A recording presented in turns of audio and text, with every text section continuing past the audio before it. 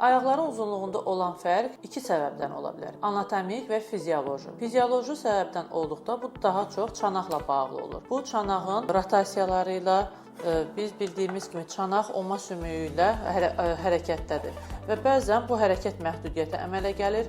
Çanaq sümüyü oma sümüyünün üzərində hərəkət edərək bir istiqamətdə ilişib qalır və bloklanmış olur.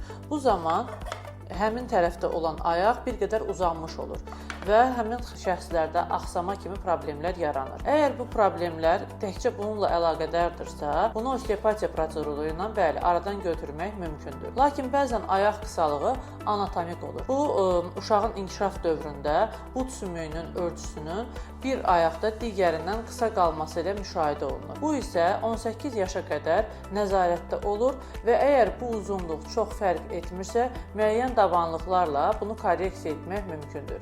Əgər yox, bu uzunluq 3-4 sm-ə qədər artmış olursa, 18 yaşından sonra bunu cərrahi əməliyyatla korreksiya etmək mümkündür.